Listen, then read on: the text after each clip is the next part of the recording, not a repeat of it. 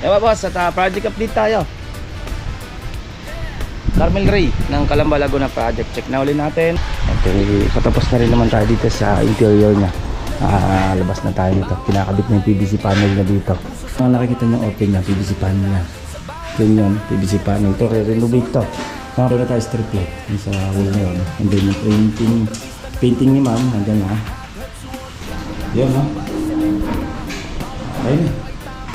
Eh mabas dito naman tayo sa Centrina. Konting pasilip tayo sa Centrina. Dahil meron tayong lalagay dito ng railings. Yan at rivet pa yan, dagdag pa ng rivet. Ito na plastering na, okay na, patutuyuin na lang yan. Ito okay na rin. Eh mabas, konting pasilip tayo ng Amaya Escape. Preparation pa rin tayo para sa pagbarnis ng ating pinto. Ito main door na to. Ang pinto para dito sa kitchen. Ito, barnis na. Eh, hindi pa naman ito final. May pattern pa yan.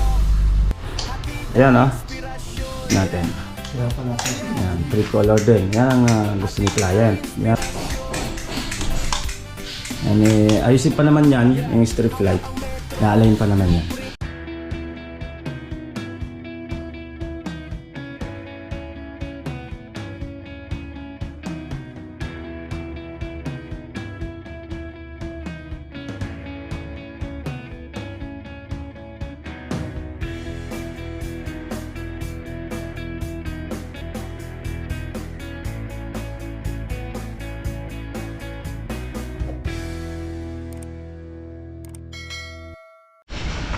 Ewa boss, at project update tayo. Carmel Ray ng Calamba Laguna project. Check na ulit natin. Kakabit na yung PVC panel natin sa living area. And then yung wall panel natin para sa high ceiling sa wall ay okay na. And then nakabit ng chandelier. Check na rin natin Centrina and then Amaya. Okay, unahin natin to. Carmel Ray. Let's go. Yan at good morning. Carmel Ray tayo. Update ulit tayo dito. Okay, patapos na rin naman tayo dito sa interior niya. Labas na tayo nito. Kinakabit na yung PVC panel na dito. Pinakabit na natin. Ito naman hintalis na lang na nakakabit dito. Nakapansin nyo, okay na. And then chandelier natin. Okay na rin naman. Dito sa ceiling natin. Puro kakabit na yung PVC panel natin. Yung mga nakikita nyo open niya, PVC panel yan. Yun, PVC panel. Ito, re-renovate to. Nakapansin nyo, bakbak na yung pinto ng CR. Kaya pininturahan na lang dito ng wall na yan. Okay. High ceiling, no? Diba? At nabulan ng may ilaw na tayo strip light sa wall na yun. And then yung painting ni ma'am, nandyan na. At check natin. Lit na rin yung PVC panel mo. Check natin dito. At kunti pasilip. At railings na lang ang ilalagay dito. Yun, no? Okay na. And then yun, yung doorknob na lang naman. Pablo nito may ceiling pa naman pinalagay ni client. And then yun naman gusto ni client. Okay, yan. Okay na. Yan, no? Okay, sige. Tapos railings na lang at text ito.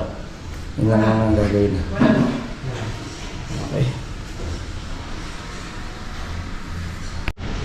Basta natin ang konting pasilip dito sa Carmel Ray ng Calamba Laguna project. Okay na. At check naman natin yung Centrina and then yung Amaya Escape ng Calamba Laguna. Dito kaya pag nandun naman ako. Dito naman tayo sa Centrina. Konting pasilip tayo sa Centrina. Yung plastering na yung ating bar counter. And then yung sa may poste, sa may bar counter, plastering na rin. And then yung takip naman ng ating cube, medyo konti na lang yung nasa may bar counter na lang pinaiwan natin. Okay, and then pintura na rin naman yan. And then yung sa bar counter, patuyuin na lang natin konti. And then pinturahan na lang din natin. Yan, halos konti na lang din naman. And then pwede natin i-order na yung PVC by next week. Okay, check natin itong Centrina, Calamba Laguna. Yan po sa Centrina project, Calamba Laguna. Check natin itong Centrina natin. Centrina natin. Ayan na, natakip na natin to. Ito, iniwan lang natin yung part na dahil mayroon tayong lalagay dito ng railings. And then yan, at rivet pa yan, dagdag pa ng rivet to, na-plastering ngayon. Ito na lang, plastering ito, okay na rin naman to, bang na to para sa ties. Ito na-plastering na, okay na, patutuyuin na lang yan. Ito okay na rin. Yan, puro patutuyuin na lang. Meron tayong dito na natin nilagay yung switch para hindi nakita dito. Yan, para bubuksan yan. Butasan na lang natin doon para magkaroon na rin itong ilaw. Pwede na rin ito lagyan ng kahit silb na lang or lagyan ng floated. Pero mas maganda dito silb na lang siguro. Lalagay dyan para may patungan. Tapos dito na lang ang lalagay yung floated. Ayan, floated na lang lalagay natin dito. Maganda dito silb talaga dahil pwede mong gawing cabinet na maliit, pinto or patungan kung anong lalagay mo dyan. Okay. Ito yung sentrina natin. Yan ang matatakpan nila. Tapos ito, paiwan muna natin ito. Gawa ng may links na. Babaon natin dyan.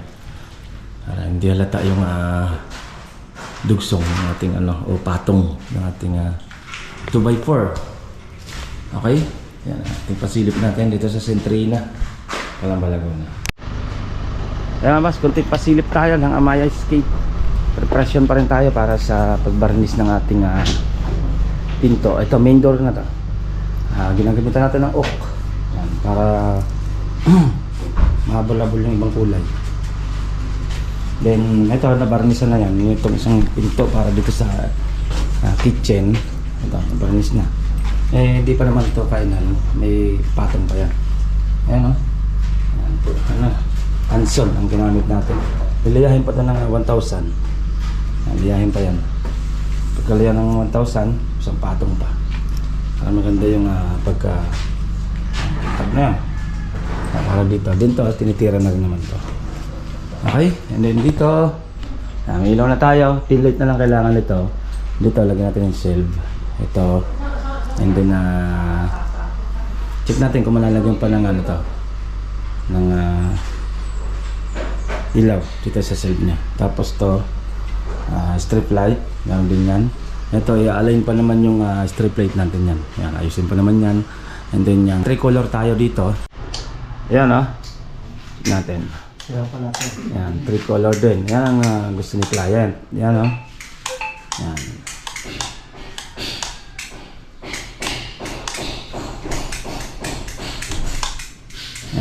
Ayusin pa naman yan, yung strip light. I-align pa naman yan. Then dito, ano naman tayo. Yan, pinakabit pa rin naman yung atin dyan. Bago tatakpan, electrical pa, inasikaso pa.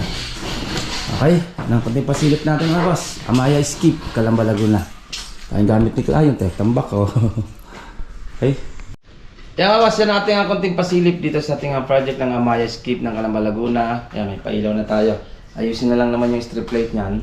And then yung Sentrina, and then Carmen Ray. Okay, next update natin, check natin yung Lema Brosa Phase 3. Yan, okay. Ingat-ingat tayo, basta. Bye-bye. Ito pong J. Uragon Vlog, napakaganda po ng channel na ito, no? Tungkol po ito sa construction. Actual construction po ang channel na ito, no? Pag pinanood nyo po ito, panalo po kayo sa channel na ito. Napakaganda po ng mga video niya.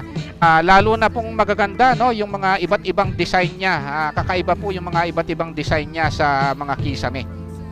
Subukan nyo po panoorin J. Uragon Vlog na ito. Matutuwa po kayo pag pinanood nyo po yung mga video niya. Maraming salamat po.